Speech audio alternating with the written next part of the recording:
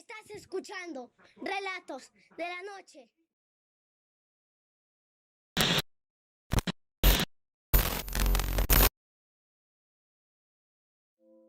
Muy buenas noches, comunidad. Es un verdadero placer terminar este año con ustedes. Ha sido el año en que más videos hemos subido para este canal y estamos sumamente contentos de que nos hayan acompañado, de que esta comunidad sea tan fuerte, tan noble. Y bueno, lo único que nos queda es prometerles que el 2020 será aún mucho mejor y que estará lleno de los mejores relatos de YouTube. Gracias a ustedes, gracias a ti que estás escuchando, porque eres la parte más importante de esta comunidad. Vamos a la historia de hoy. Es una historia que nos acaban de hacer llegar al grupo de esta comunidad en Facebook. Es de Alphonse Parga y es de los más impactantes que hemos leído últimamente. No olvides dejarnos tus comentarios al respecto. Estás escuchando Relatos de la Noche. Me uní a este grupo por la sencilla razón de contarles mi experiencia, de compartir con ustedes lo que vivió toda mi familia. Debo aclarar un par de cosas antes de continuar. Primero, que por obvias razones, este no es mi Facebook original. Realmente por cuestiones de trabajo y cuestiones que leerán en el relato, necesito mantener el anonimato. Segundo, esta no es una historia paranormal, o al menos eso creo yo. Cierto es que existen en ella muchas cosas que aún no puedo explicar. Esto sucedió en Guadalajara, comenzando en las épocas navideñas del ya lejano 1980. Yo tenía 8 años en aquel entonces, y tuve la suerte de nacer en una familia económicamente acomodada. Hasta entonces, muy amorosa. No me faltaba nada. Mis padres, ambos, eran estrictamente católicos, por lo que nos criaron de la misma forma a sus 3 hijos. Raúl, mi hermano mayor, que tenía entonces 15 años, yo en medio, y Sofía, mi hermanita de apenas 4. Para mí todo comenzó el día de la Virgen. Quizás ya tenía tiempo ocurriendo, pero fue el primer día en que yo me percaté. El primer día en que para mí sucedió algo extraño. Me encontraba dormido cuando fuertes sonidos de arañazos me despertaron. Me hicieron abrir los ojos. Inicialmente no vi nada raro en mi habitación, pero conforme mis ojos se acostumbraron a la oscuridad, una silueta se dibujó al lado de mi cama. A pesar de que el pánico me invadió en el momento, por haber nacido en una familia tan católica, creo que tuve la fuerza para negar la existencia de ese algo frente a mí. Me estiré en su dirección y encendí mi lámpara de noche. La luz únicamente disipó un poco las sombras que envolvían a aquel ente de oscuridad, pero pude verlo. Era mi madre. Ustedes pensarían que verla me tranquilizó, pero fue todo lo contrario. Su boca se movía anormalmente rápido, como si estuviera rezando, y su mirada, por Dios, su mirada estaba cargada de una locura infinita que hasta la fecha recuerdo en mis peores pesadillas. Tenía la mano izquierda en la pared, a la cual ya le había rasgado el yeso únicamente con sus dedos. «Mamá», la llamé una vez, cubriéndome hasta la barbilla con mi cobertor. Ella tenía su mirada clavada en mí. Aquello, no era mi madre. No podía ser mi madre. «Mamá». Esta vez grité al tiempo que las lágrimas rodaban por mis mejillas. Instantes después, escuché pasos apresurados afuera de mi habitación y la puerta se abrió con premura. Era mi papá, que al ver aquel escenario soltó un largo suspiro y rápidamente abrazó a mi madre, quitándole su mano de la pared. Al bajar su brazo, vi como un par de gotas de sangre cayeron sobre mi mesa de noche. «No te preocupes, hijo.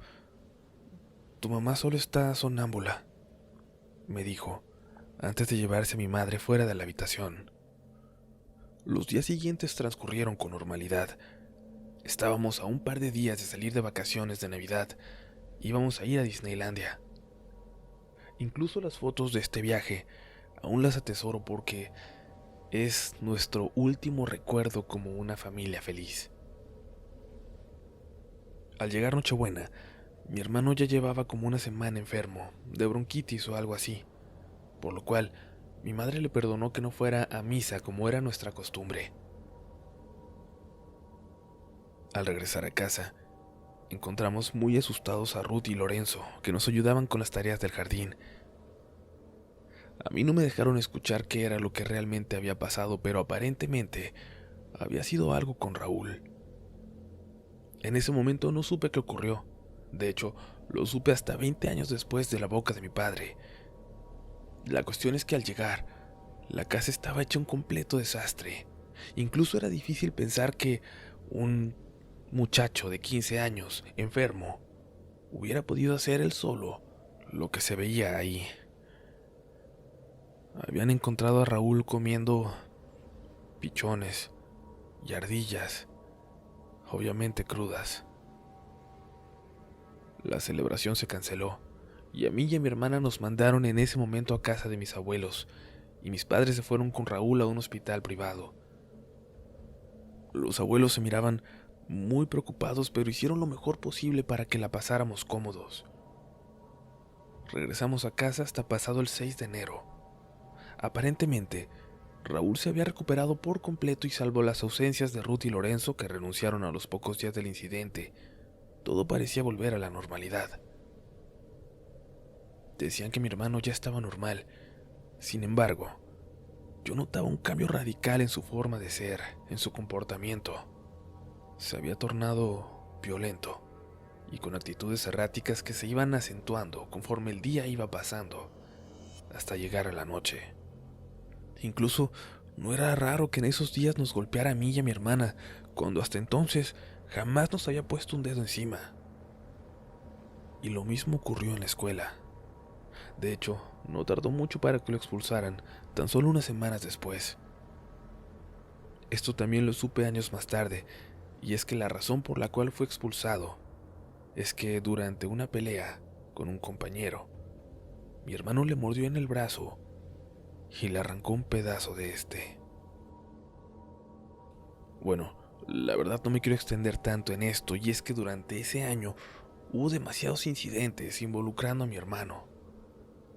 Cada mes que pasaba parecía estar peor, y por más médicos con que los llevaban mis padres, no parecía mejorar. Incluso lo llevaron a la Ciudad de México, en aquel entonces Distrito Federal, con una multitud de neurólogos, psiquiatras, y se le realizaron todos los estudios posibles. La vida de mi familia se trastocó económicamente, y eso que los hermanos de mi papá se hicieron cargo del negocio. En los días tranquilos, mi hermano hablaba de espectros de mujeres que se le aparecían en la casa, aunque ciertamente a mí lo que me aterraba era él. Incluso su apariencia física comenzó a deteriorarse. Así transcurrieron 6 largos años, y entonces llegó una racha de remisión, una racha en la que mi hermano tuvo 6 meses sin comportamiento errático o violento. Un neurólogo de la Clínica Mayo, como se le llama a un grupo de hospitales por todo Estados Unidos donde se encuentran los mejores especialistas que el dinero puede acceder, le había dado un medicamento. Y todo parecía estar en calma. Era la época navideña de 1987. Nuestra familia se preparaba para dar una cena que nadie pudiera olvidar. Y bueno, eso se lograría, aunque no por las razones que habíamos planeado. A la cena acudieron muchos amigos de la familia, además de mis tíos, mis primos, y esto era muy raro dado que desde que Raúl había enfermado, las visitas habían quedado estrictamente prohibidas. Recuerdo muy bien que aquel día yo ya estaba harto de mi hermano. Finalmente, a mis 14 años de edad, Sentía que ya era todo un adulto y no solo eso. Sentía un odio hacia mis padres por el negligente trato que recibí gracias a Raúl, el loco, a quien le daban toda la atención. Y sí, no se preocupen, yo también llegué a odiar después a mi versión adolescente. Tomé la decisión de no prestarle atención en toda la velada, a pesar de que Sofía, mi hermanita de 10 años, me lo venía advirtiendo desde la mañana. Raúl no está bien. Recuerdo que hasta me lo dijo con un rostro de seriedad impropio de una niña de su edad, y yo le respondí con algo de lo que hasta la fecha me arrepiento.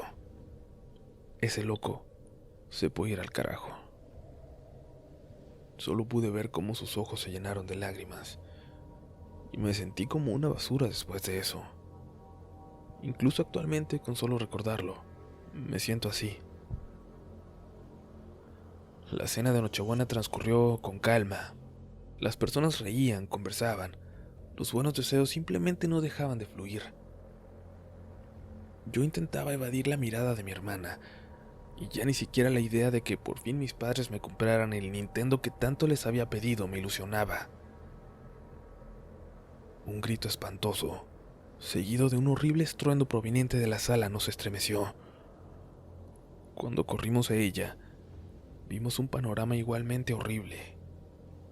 Luis, uno de los primos mayores, había sido arrojado desde el primer piso y yacía malherido sobre la mesa de mármol al centro de la sala. Había caído de una altura de 7 metros aproximadamente, pero se encontraba al menos a 5 metros desde donde habría sido lanzado. Era imposible. Luis era un chico enorme, pesaba unos 95 kilos, y el único que se encontraba en esa primer planta era Raúl. Y la fiesta se terminó. Obviamente se llamaron a los servicios de emergencia y Luis fue llevado al hospital. Sobrevivió, aunque tardó años para poder caminar sin andadera. Tiempo después él mismo confirmó que, en efecto, el que lo había arrojado había sido Raúl. Esa noche yo creo que nadie en casa pudo dormir, al menos yo no pude. Escuchaba pasos por toda la casa, incluso por las paredes exteriores de ella. Ocasionalmente escuchaba cómo intentaban dar vuelta a la perilla de mi puerta. En aquellos momentos, solo podía arrinconarme en la esquina de mi cama. Desde años antes, las ventanas de Raúl tenían vidrios de seguridad y su puerta se cerraba por fuera. Y a pesar de que mi padre me había jurado que había puesto a dormir a Raúl y había asegurado su habitación, yo sentía, que él había encontrado una forma de escapar, como si se tratara de una especie de demonio. Y es que para ese entonces no lo veía como mi hermano, sino como un monstruo. Sé que esto era muy injusto porque no sabía siquiera por lo que él estaba pasando. Poco a poco, el constante estado de alerta de esa noche me fue venciendo hasta que caí en un inquietante sueño. Me desperté en medio de la madrugada solo para darme cuenta con terror de que mi puerta estaba abierta y por todo el cuarto escuchaba risitas ahogadas. Muerto de miedo, me levanté a cerrar la puerta cuando escuché: Hermanito.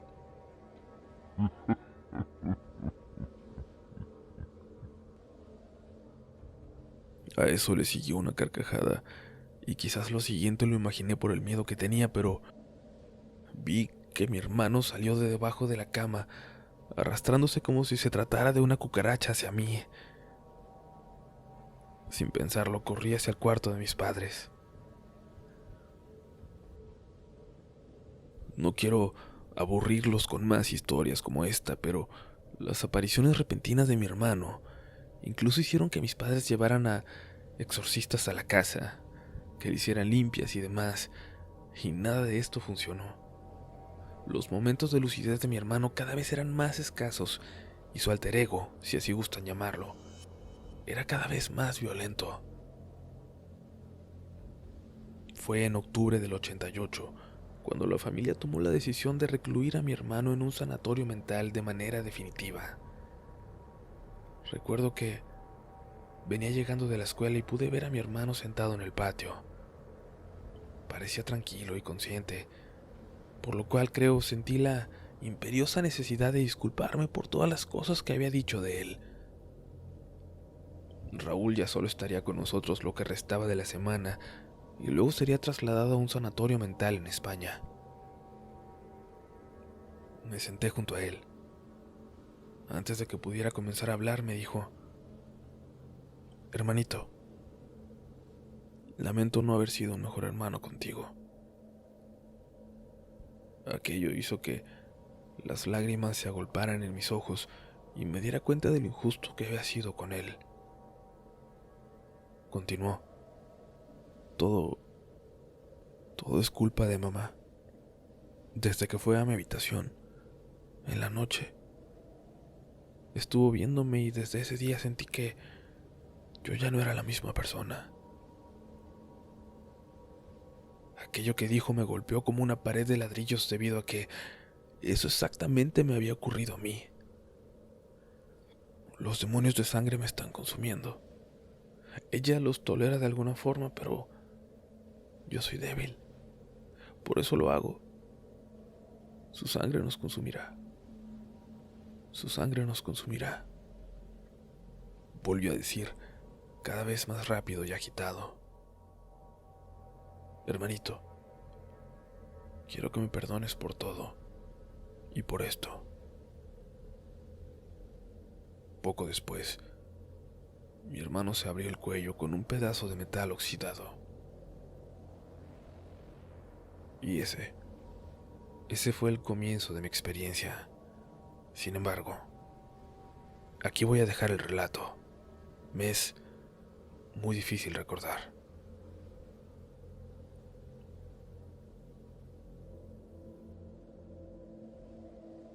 Esta es la historia de Alphonse. Él mismo aclara que no es un nombre real, pero le agradecemos la confianza de compartir con nosotros este relato y ojalá que en algún momento se decida a contarnos más, se decida a contarnos qué ocurrió después. Ustedes, comunidad, ¿qué piensan al respecto? Dejémosle comentarios de buena vibra al autor. Gracias de nuevo a todos los que han compartido con nosotros sus historias a lo largo de esta década, a lo largo de los años que tenemos con ustedes. Muchísimas gracias a todos los que nos han dejado entrar en sus casas, aunque suene trillado. Gracias de verdad por dejarnos entrar con estas historias, por haber dejado que esta voz se escuche en sus hogares. Les prometo que para ustedes, para nosotros, para esta comunidad, esta familia, viene lo mejor. Nos escuchamos en la siguiente década. Esto fue Relatos de la Noche.